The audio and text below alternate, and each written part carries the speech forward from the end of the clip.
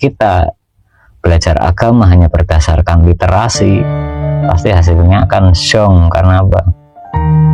Tipu daya iblis memenuhi angan-angan kita. Al-Quran Qadim Wahyu Mulia, henteu ditulis bisa dibaca. Jadi Al-Quran Qadimah Quran anu teu aya lapan hurufna tapi bisa dibaca. Sakumaha dicantumkeun dina surat Al-Waqiah ayat 38, la yamassuhu illal mutatahharun. Artina Quran anu bisa dicapak angin roh anu disucikeun, yakni ku jalma anu geus ditanamkeun nur iman sareng nur kitab kana qalbu. Tegasna jalma anu geus dibaiat di tarekat waris, di tarekat qadim ku guru anu waris, ku guru anu mutlak. Ieu tentang praktek tarekat Naksabandiyah Khalidiyah Nusantara anu diuraikeun sareng anu dipublikasikeun ku channel Ajengan Mora Ngaji Ma'rifat. Assalamualaikum warahmatullahi wabarakatuh. Salam rahayu untuk saudaraku semua dan salam bahagia dimanapun saudaraku berada. Jumpa lagi dengan channel spiritual Sufi Kisah Alam. Kali ini saya akan membahas tentang kitab. Kalau di orang kita Islam itu kitab Al-Quran gitu ya. Jadi kalau pada dasarnya banyak orang yang memahami bahwa kitab Al-Quran itu hanya yang tertulis saja, padahal hakikatnya itu kitab Al-Quran itu hakikatnya yang qadim, itu yang asli. Jadi terjadinya ataupun sampai bisa tertulis di dalam mushaf itu karena itu untuk memudahkan manusia untuk mempelajari tentang petunjuk-petunjuk dasarnya begitu. Tapi rata-rata manusia banyak yang puas dengan bacaan-bacaan sehingga banyak yang berlomba-lomba untuk menghafalkan.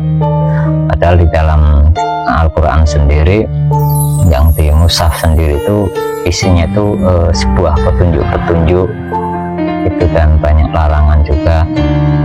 Nah, banyak manusia yang ketika belajar ngaji atau ngasah jiwa itu malah pada suka hafalan saja, dan terkadang artinya pun dia nggak tahu gitu. Nah, itulah terkadang fatalnya.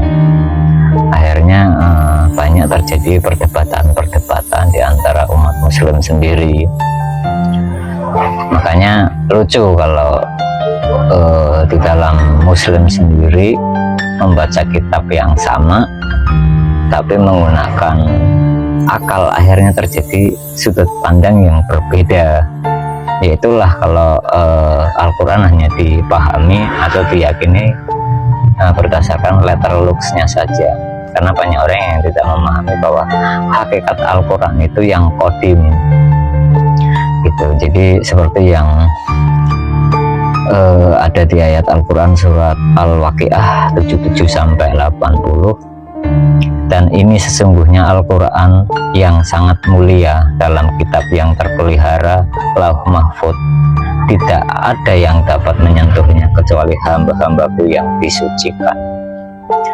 Nah, di sini banyak orang yang menyangka bahwa yang dimaksud tidak dapat menyentuhnya itu maksudnya dengan kalau mau menyentuh Al-Quran harus berwudu, padahal bukan. Jadi bedakan antara tidak dapat dan tidak boleh. Maksudnya yang tidak ada yang dapat dan tidak boleh itu harus dibedakan. Kalau tidak boleh itu berarti kalimat pelarangan, kalau tidak ada itu berarti ada pengecualian. Jadi hanya bisa disentuh oleh hamba-hamba yang telah disucikan. Dalam hal ini secara hakikat yang disucikan apanya? Qalbunya gitu. Jadi yang bisa membaca pun ya hanya hamba-hambanya saja yang telah disucikan gitu. Nah, untuk menjadi syarat seorang hamba itu harus melalui wali yang mursyid ya masalahnya. Ataupun kalau dulu itu Rasulullah, Nabi melalui jasmaninya Nabi Muhammad. Nah, itulah terjadi sudut pandang yang akhirnya terjadi benturan-benturan di antara umat Muslim sendiri. Akhirnya Al-Quran yang harusnya menjadi tuntunan akhirnya menjadi apa, perdebatan. Itulah yang terjadi pada zaman ini. Makanya dulu pun Nabi pernah mewanti-wanti kepada umat akhir zaman gitu, bahwa di akhir zaman itu Al-Quran itu hanya akan tinggal tulisannya saja, karena orang rata-rata hanya menghafalkan saja, pintar nulis Al-Qurannya, pintar menghafalkan gitu. Hakikatnya secara rohaninya nggak tahu, nggak dapat gitu. Karena hanya memahami ataupun meyakini bahwa Al-Quran itu yang tertulis saja. Padahal hakikatnya itu Al-Quran itu datangnya dari alam ketuhanan atau alam khotim, alam maha akhirat, yang di situ tidak ada huruf dan tidak ada suara begitu. Jadi masih laisa kamitslihi syai'un. Nah, kita mau membayangkan bagaimana gitu kalau kita nggak mempunyai alat untuk membaca. Hakikat alat yang untuk membaca sebenarnya ya qalbu manusia itu sendiri, karena di dalamnya ada ruh atau unsur daripada Tuhan sendiri. Nah, itu yang orang banyak yang tidak mau mengkaji itu ataupun mau memasuki di dimensi itu. Karena begini, banyak orang yang menganggap bahwa untuk menuju kepada Tuhan itu bisa secara langsung gitu, tanpa melalui wasilah. Lawang Tuhan aja belum tahu yang mana kok mau menghubungi secara langsung gitu. Jadi disinilah Tuhan sendiri sebenarnya sering mengingatkan agar kita itu berpikir sebenarnya. Jadi ketika ngaji pun jangan diterima mentah-mentah gitu. Jadi karena ngaji itu sifatnya bukan untuk hafalan, bukan. Kalau hanya untuk hafalan akhirnya terjadinya distorsi, karena setiap sudut pandang manusia itu berbeda-beda walaupun sama-sama membaca kitab yang sama begitu.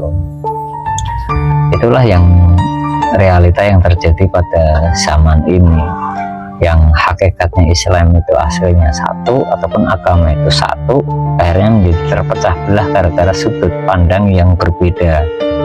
Karena apa? Karena keluar dari sistem yang Tuhan sendiri berikan. Karena apa? Hakikat Tuhan itu untuk dikenal kepada makhluknya itu melalui tali wasilah ataupun cahaya Tuhan sendiri gitu. Barulah sampai ke jasmaninya yang mewakili atau zaman dulu itu para nabi. Nah, kalau zaman sekarang ya pewarisnya para nabi ataupun pewarisnya Nabi Muhammad, karena Nabi Muhammad khatamul anbiya. Nah, itu sebenarnya ya, kita kalau memang mau mengenal Tuhan, mau memahami tentang agama, maksudnya dalam hal ini ingin mengetahui hakikat agama itu yang bagaimana, ya harus melalui tali wasilah itu. Karena hakikat agama itu asalnya dari Tuhan sendiri, bukan buatan manusia gitu. Jadi jangan diangan-angan sendiri, karena kita hakikatnya nggak tahu agama itu apa. Karena hakikat agama itu sifatnya itu sebenarnya kalau bahasa kita itu disebutnya agama langit.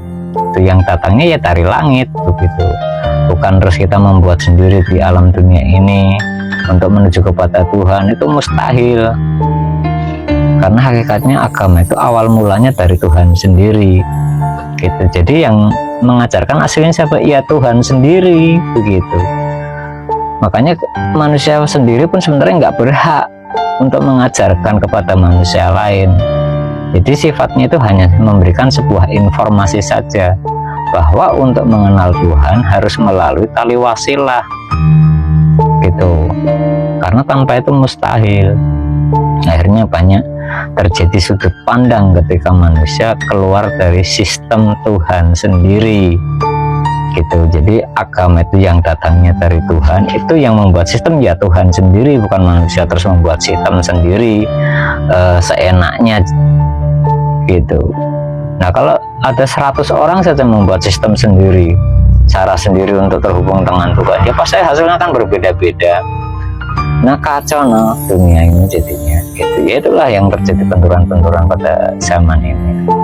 Jadi banyak distorsi yang terjadi dalam memahami tentang agama, termasuk tentang prakteknya. Jadi agama itu hakikatnya yang penuh dengan praktek, hanya tinggal bacaan saja ataupun dihafal-hafalkan saja, sedangkan prakteknya nol sama sekali. Itulah yang terjadi pada zaman ini. Tapi ya rata-rata orang merasakan bahwa saya sudah beragama dan saya sudah melaksanakan praktek, padahal belum, itu masih angan-angannya sendiri. Karena apa? Tidak melalui ataupun melewati sistemnya gitu. Karena menuju Tuhan itu bukan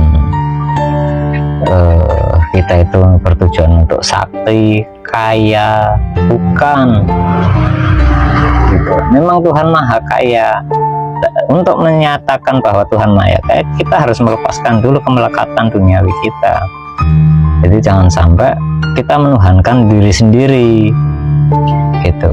Maksudnya apa? Menuhankan hawa nafsu kita sendiri. Cuma orang banyak yang nggak sadar, disangkanya sudah bertuhan padahal belum. Karena apa? Tidak melalui sistemnya yang awal mulanya dari Tuhan, turun melalui tali wasilah atau cahaya Tuhan sendiri, mewujud kepada jasmaninya seorang utusan, atau zaman dulu disebutnya nabi, dan sampailah kepada kita melalui para pewarisnya. Nah kalau kita belajar agama hanya berdasarkan literasi, pasti hasilnya akan syong. Karena apa? Tipu daya iblis memenuhi angan-angan kita. Oke baik, sementara ini dulu yang bisa saya sampaikan. Terima kasih untuk saudaraku semua dimanapun berada. Salam rahayu, salam damai, salam Indonesia Raya, salam bersatu. Wabillahi taufiq wal hidayah. Wassalamualaikum warahmatullahi wabarakatuh.